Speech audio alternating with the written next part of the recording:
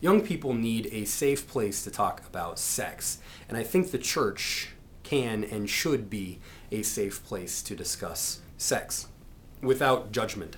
Why do I think this? Well, from within our own tradition, from within the Bible, I think that you can come to this non-judgmental place very easily. Jesus says, "Judge not lest you be judged."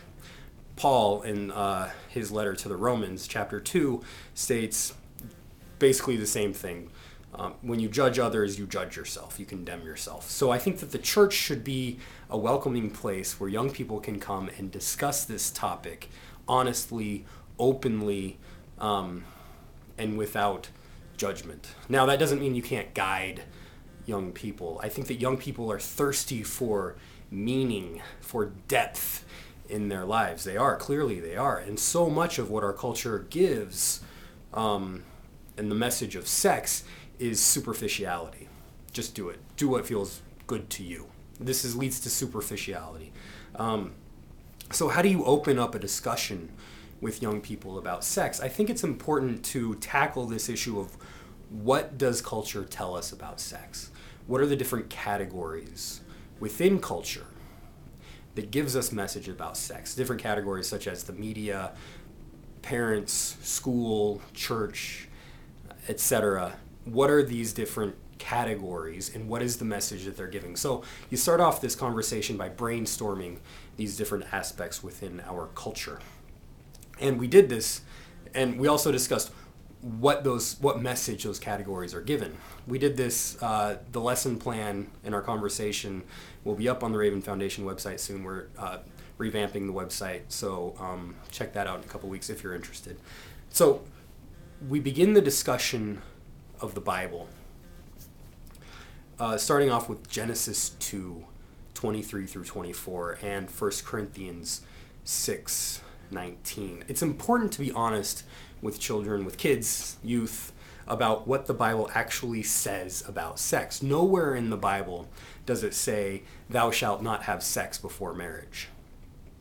It's not there. What the Bible does assume is that if you are going to have sex, you are in a committed relationship. You might as well be married. If you're having sex before marriage, you are planning to get married. You are committed to this person. So there's no such thing as casual sex. There's no such thing as just sex. Sex is this intimate, deep, significant, meaningful act that two people perform. How do you get this? Well, Genesis 2, verses 23 through 24 goes like this. Then the man said, this is the creation of woman. Then the man said, "This at last is bone of my bone, flesh of my flesh. This one shall be called woman, for out of man this one was taken."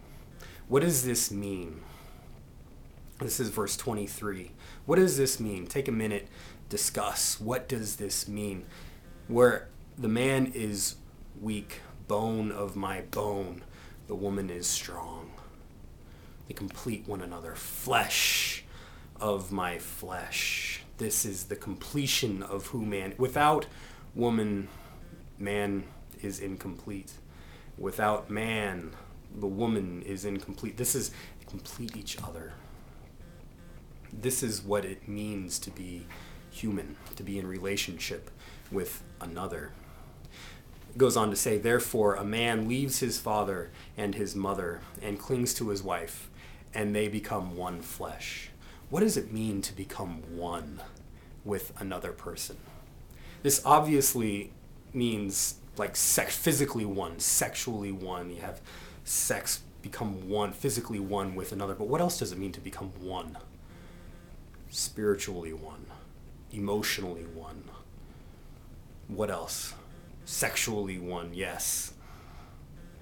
This is what it means to become one, to be bone of my bone and flesh of my flesh, this completion with one another. You could spend basically 45 minutes discussing what does it mean to become one with another person, and how do we separate ourselves from one another, this painful separation when we're to become one, this completion.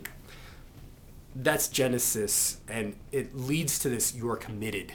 This idea of being committed to one another, becoming one with one another, this deep, meaningful relationship. So 1 Corinthians 6:19 continues this idea, gets even deeper with it. Paul is writing this letter, and he says this, "Or do you not know that your body is a temple of the Holy Spirit within you, which you have from God, and that you are not your own?"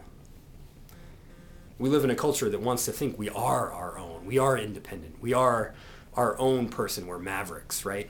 But this is saying something different.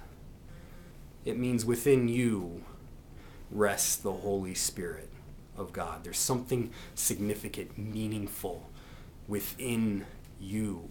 And if this exists within you, what does that mean for everyone else? This Spirit of God, this Holy Spirit exists within everyone. What does that mean for how you treat people? What does that mean how you treat bodies, different other people's bodies? What does that mean for sex? Now, it says, you are not your own. It means we have responsibility towards one another. It's not about your desires. There's no such thing as just sex. This is about how you treat one another. In, yes, sexual relationships, emotionally, physically, etc. This is about how you treat people, as if there's something holy within the other. Why? Because that's the truth that Genesis and Paul are trying to give. That's the truth that the Bible is trying to give. How do you live that out? That's the discussion. Now, the point about having this talk with kids, with young people about sex, is not to scare them, but to show them that there's something of ultimate significance in this act. And they're probably not ready for it yet. Unfortunately, many adults aren't ready for it yet either. So I think that's a good way to start off the class about sex.